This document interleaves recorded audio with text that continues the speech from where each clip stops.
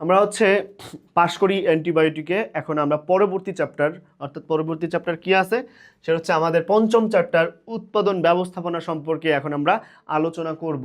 উৎপাদন প্রক্রিয়ার পরিকল্পনা, সংগঠন, পরিচালনা ও নিয়ন্ত্রণকে উৎপাদন ব্যবস্থাপনা বলা হয়। উৎপাদন ব্যবস্থাপনা কাকে বলে?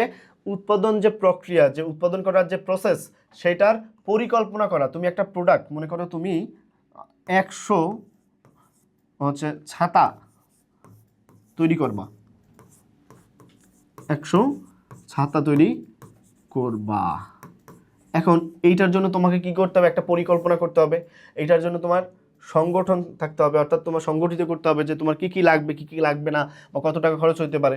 তোমার পরিচালনা করতে হবে টোটাল প্রসেসটা, যে আমি কিভাবে পরিচালনা করব বা কাজটা কিভাবে করব, এবং নিয়ন্ত্রণ করতে হবে, অর্থাৎ আমি আমার এই 100 ছাতা তৈরি করার জন্য আমার কতটা খরচ করা উচিত, কিংবা কতটা করা উচিত না, বা কতটা করলে লাভজনক হবে, এবং শেষে কি হলো? শেষে হলো আমার উৎপাদন, এবং ফাইনালি কী হবে? সেটার রেজাল্ট কি? আমার 100 ছাতা তৈরি হবে। সো মনে রাখতে হবে এই বিষয়টা। খেয়াল করো, এরপরে একটু খেয়াল করলাম আমরা, সেটা হচ্ছে এই উৎপাদন ব্যবস্থাপনার মূল লক্ষ্যটা কি? এর মূল লক্ষ্য হলো সঠিক মান, সঠিক সময়, সঠিক ব্যয় পণ্য উৎপাদন করা। অর্থাৎ তুমি যে এই উৎপাদন ব্যবস্থাপনার মূল লক্ষ্য কি?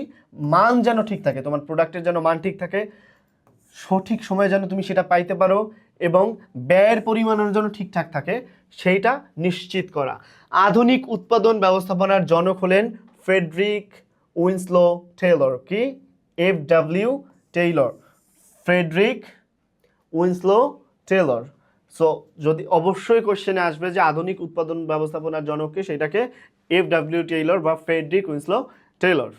বলছে উৎপাদন পরিকল্পনা ভবিষ্যতে কি, কখন ও কিভাবে উৎপাদন করা হবে তার আগাম সিদ্ধান্ত। অর্থাৎ তুমি ভবিষ্যতে, ইন ফিউচারে তুমি কিভাবে কি উৎপাদন করবা, কিভাবে উৎপাদন করবা, তোমার প্রসেসটা কি, ঠিক আছে, কখন, সময়টা কতদিন ব্যাপী হবে, 6 মাস, 2 মাস, 1 মাস, 1 বছর, কতদিন ব্যাপী।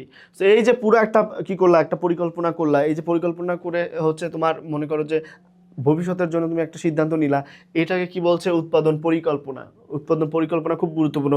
মান নিয়ন্ত্রণ, পণ্য নির্ধারিত মান অনুযায়ী হচ্ছে কিনা তার নিশ্চিত করার প্রক্রিয়া। তোমার প্রতিষ্ঠানের পণ্য যদি মান অনুযায়ী না হয়, খোদার কসম কেউ কিনবে না, বরং তুমি পড়বা বিপদে। শেষমেশ প্রতিষ্ঠান লইয়া তোমার ভাই আম্মা দেখ দশা হয়ে যাবে। সুতরাং ওই দশা যেন না হয়, সেজন্য কি করতে হবে? মান নিয়ন্ত্রণ করতে হবে, মানুষকে ভালো প্রোডাক্ট দিতে হবে। মজুদ নিয়ন্ত্রণ কি? কাঁচামাল ও তৈরি পণ্যের কাম্য পরিমাণ গুদামে বজায় রাখা। মজুদ নিয়ন্ত্রণ কি? কাঁচামাল, এখন তোমার কাঁচামাল ও তৈরি পণ্যের কাম্য পরিমাণ কি? যতটুকু দরকার। ধরো তুমি ভাত খাইতে গেছো বা তরকারি রান্না করছো তোমার বাসায়, এখন তরকারির ভিতরে যদি এক বাটি হচ্ছে মনে করো যে কি দিয়া দেয়, যে হচ্ছে লবণ দিয়া দিল, খুব ভাল লাগবে নাকি? খাইতে পারবা? খুব টেস্ট না। তোমার তখন মনে হবে যে এত বিশ্রী খাবার কিভাবে রান্না করতে পারে মানুষ, এত এত বেশি লবণ দিছো কেন?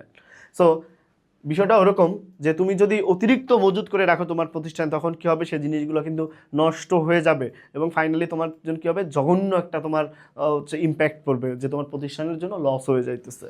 সো এই জন্য কী করতে হয়? মজুত নিয়ন্ত্রণ করতে হয়, যে আমার কতটুকু কাঁচামাল দরকার, এবং এই কাঁচামাল যে দরকার সেটা তৈরি পণ্যের কাম্য পরিমাণ হচ্ছে আমি মানে ওই পরিমাণ তুমি গুদামে রাখতেছো কিনা, সেটাকে কি বলে? মজুত নিয়ন্ত্রণ করা। কারখানার অবস্থান, কাঁচামালের সহজলভ্যতা ও বাজারের নৈকট্য দেখে কারখানা স্থাপন করতে হবে। ধরো তুমি একটা কারখানা স্থাপন করলা যেখানে কারেন্টই নেই, যেখানে কারেন্ট আসে নাই, তাহলে তুমি কেমনি কারখানায় প্রোডাক্ট উৎপাদন করবা? ঢাকায় তোমার প্রোডাক্ট নিয়ে আসবা, তুমি হয়তো যদি কেরানীগঞ্জ কিংবা এই আশেপাশের হচ্ছে কোথাও নারায়ণগঞ্জ আশেপাশের জায়গায় মনে কোনো কোনো কারখানা দিলা, সেটা তোমার জন্য খুব ভালো একটা ইয়ে হবে, কারণ তুমি কাছে আসে, তুমি প্রোডাক্টটা তাড়াতাড়ি ডেলিভারি করতে পারবা। কিন্তু তুমি চট্টগ্রাম শুরু করছো, বা মনে করো একদম সেই ইয়াতে কি বলে যে মনে করো চুয়াডাঙ্গা বা দিনাজপুর, অনেক দূরে হচ্ছে তোমার কারখানাটা দিছো, এবং এমন একটা গ্রামে বা এমন একটা নির্জন জায়গায় যেখান থেকে এই পর্যন্ত মানে ওখানে ট্রাক ঢোকে না, ঠিকমতো বিদ্যুৎ পাওয়া যায় না, তখন কি হবে? তোমার পুরা লসই লস, তোমার ব্যবসা কিন্তু গায়া। সুতরাং তোমার কি করতে হবে? যে বুঝতে হবে যে তুমি কারখানাটা কোন জায়গায় দিবা, অর্থাৎ কোন জায়গায় দিলে তোমার সবচেয়ে বেশি লাভজনক অবস্থায় তুমি থাকতে পারবা। লেআউট বা বিন্যাস, লেআউটের আর এক নাম কি? লেআউটের আর এক নাম হচ্ছে বিন্যাস।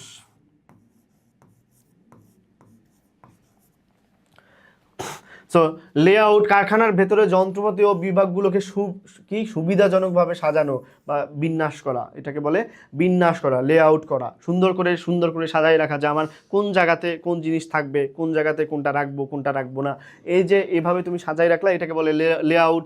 বলছে সবিরাম উৎপাদন, যেখানে চাহিদা অনুযায়ী বিরতি দিয়ে উৎপাদন করা হয় সেটাকে বলে সবিরাম উৎপাদন। অর্থাৎ যেটার চাহিদা তোমার যতটুকু ওই পরিমাণ উৎপাদন করতেছে, আবার থেমে যাচ্ছে, আবার যতটুকু দরকার ততটুকু উৎপাদন করতেছে। যেমন আমরা যদি বলি বেকারি, অর্থাৎ যেখানে ধর বেকারিতে যে পরিমাণ আজকে এত পরিমাণ হচ্ছে, মনে করো যে 500 কেজি আটার হচ্ছে জিনিসপত্র বা প্রোডাক্ট দরকার, 500 কেজি করবে, 1000 কেজি করবে না, 600 কেজি করতে যাবে না, কারণ সে জানে বেশি করলে সেটা কিন্তু তার জন্য লসের কারণ হইতে পারে।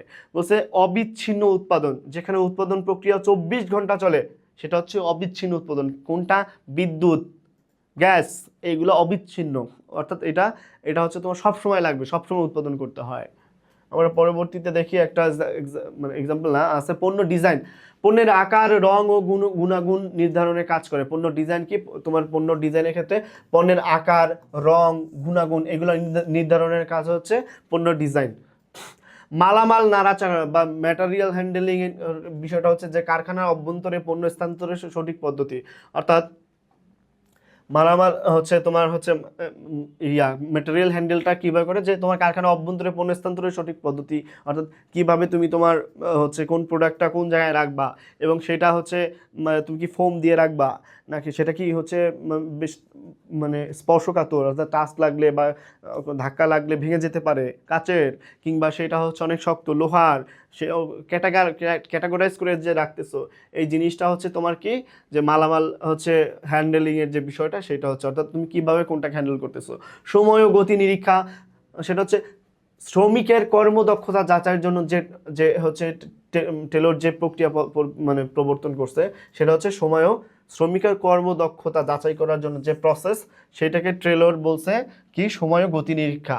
তারপর বলছে শিল্প বিপ্লব, উৎপাদন ব্যবস্থাপনার দ্রুত বিকাশের মূল কারণ। শিল্প বিপ্লবের ফলে কি হয়েছে? উৎপাদন ব্যবস্থাপনার দ্রুত বিকাশের ফলেই তো কি হয়েছে? শিল্প বিপ্লব হয়েছে, রেনেসা হয়েছে। ভালো বুঝো ইংলিশে, রেনেসা। সো 15 থেকে বলছে ক্রয় ব্যবস্থাপনা, সঠিক মানের কাঁচামাল সঠিক সময়ে সংগ্রহ করা। ক্রয় ব্যবস্থাপনা মানে হচ্ছে তোমার মানে অন টাইম ডিউটি। সেটা হচ্ছে ধরো তুমি কি করলা, তোমার ক্লাস হচ্ছে সকাল 10টার সময়, তুমি বিকাল 4টার সময় গিয়ে বললা ম্যাম আসতে পারি, তখন ম্যাম কি করবে? তোমাকে আসতে দিবে নাকি ঘাত ধাক্কা দিয়ে বের করে দিবে? অবশ্যই বের করে দিবে। সো এই বিষয়টা হচ্ছে ওরকম যে তোমার যে মানের, এখন ধরো সব থেকে উৎকৃষ্ট মানের কাঁচামাল এখন পাওয়া যাচ্ছে, তুমি এখন না গিয়া গেলা 10 দিন পর, তখন তুমি পাবা না, তখন কিন্তু তোমার লসই লস। কিন্তু এখন যদি তুমি যাও, তখন কী করবে? এখন তোমার উৎকৃষ্ট মানের কাঁচামালটা পাবা এবং কম দামে পাবা, এবং হচ্ছে সেটা সংগ্রহ করতে পারবা। সো আশা করি ক্রয় ব্যবস্থাপনা বুঝতে পারছো। দেখো, উৎপাদন বা নিয়ন্ত্রণ কি? লক্ষ্যমাত্রা অনুযায়ী কাজ হচ্ছে কি না তা তদারকি ও সংশোধন করা উৎপাদন নিয়ন্ত্রণ। অর্থাৎ তোমার কতটুকু প্রোডাক্ট দরকার, তুমি ঠিকমতো আগাচ্ছ কিনা, সেই পরিমাণ প্রোডাক্ট উৎপাদিত হচ্ছে কিনা, এবং সেটার কি ভুল হইলে সেটা ঠিক করে দেওয়া, সেটা হচ্ছে উৎপাদন নিয়ন্ত্রণ করা। বৈজ্ঞানিক ব্যবস্থাপনা, উৎপাদন ক্ষেত্রে বিজ্ঞানের প্রয়োগ করে উৎপাদনশীলতা বাড়ানো। অর্থাৎ তুমি বৈজ্ঞানিক প্রসেসে তোমার কাজ করে তোমার প্রোডাক্ট বাড়াই ফেললা, সেটা হচ্ছে বৈজ্ঞানিক ব্যবস্থাপনা। উৎপাদন পদ্ধতি মূলত 3 প্রকার। উৎপাদন পদ্ধতি কয় প্রকার? উৎপাদন পদ্ধতি 3 প্রকার। কি কি? অবিচ্ছিন্ন, সবিরাম এবং ফরমায়েশি। অবিচ্ছিন্ন কি? যেটা বললাম বিদ্যুৎ, যেটা যায় না কখনো। আর সবিরাম কি? যেটা ব্রেক দিয়ে দিয়ে, অর্থাৎ থেমে থেমে যে প্রসেসটা বা যে উৎপাদন প্রসেসটা। আর ফরমায়েশি অর্থাৎ তোমাকে অর্ডার করছে, সেই অনুযায়ী তুমি কাজ করে দিচ্ছো। ধরো তুমি হচ্ছে কোনো একটা জামা কাপড় তৈরি করে যারা, তাদেরকে অর্ডার করলা যে আমাকে এই জামাটা তৈরি করে দেন, তারপর সে তৈরি করে দেবে, সে কিন্তু আগে থেকেই তৈরি করবে না। বিষয়টা আশা করি ক্লিয়ার। সেবা ব্যবস্থাপনা শুধু পণ্য নয়, ব্যাংকিং বা হাসপাতাল সেবাও উৎপাদন ব্যবস্থাপনার অংশ। এটা বলছে সেবা ব্যবস্থাপনাও কি? উৎপাদন ব্যবস্থাপনার অংশ। উৎপাদনশীলতা কি? উপকরণের অপচয় কমিয়ে উৎপাদনের পরিমাণ বৃদ্ধি করা হচ্ছে উৎপাদনশীলতা। কি? উপকরণ, তোমার যে পরিমাণ উপকরণ আছে সেটার অপচয়কে কমাবা, এবং এই অপচয় কমানোর মাধ্যমে উৎপাদনের পরিমাণ বৃদ্ধি পাবে। তোমার যখন অপচয় কমবে তখন কি হবে? উৎপাদনের পরিমাণ অবশ্যই বৃদ্ধি পাবে। আমরা একটা এক্সাম্পল দেখি, কারখানা যন্ত্রপাতি সাজানোর নকশাকে কি বলে? কারখানার যন্ত্রপাতি তুমি সাজাবা, ধরো এই একটা যন্ত্রপাতি, একটা যন্ত্রপাতি, একটা যন্ত্রপাতি, একটা যন্ত্রপাতি, এটা কি এইভাবে রেখে দেবা? এইভাবে? নাকি তুমি চিন্তা করবা যে এই হচ্ছে একটা থাকলো, এটা এখানে রাখলাম, তারপর হচ্ছে আমি এইটাকে এখানে রাখবো, তারপরে এইটাকে আমি হচ্ছে এখানে রাখবো, তারপর হচ্ছে এইটাকে আমি এখানে রাখবো, তারপর হচ্ছে দেখা যাচ্ছে এটাকে আমি এখানে রাখবো। অর্থাৎ ইটস ডিপেন্ড যে তুমি কিভাবে সাজাচ্ছ, তোমার প্রসেসটা কি, নাকি তুমি যে এই এই এই এই অর্থাৎ এক সেম লেয়ারে যাচ্ছ, অর্থাৎ তুমি কোন প্রসেসে যাচ্ছ। এই যে সাজানোর যে বা বিন্যাস করার যে প্রসেস, সেটাকে কি বলে? লেআউট। সো কারখানার যন্ত্রপাতি সাজানোর নকশাকে কি বলে? অবশ্যই লেআউট, গ নাম্বারটা।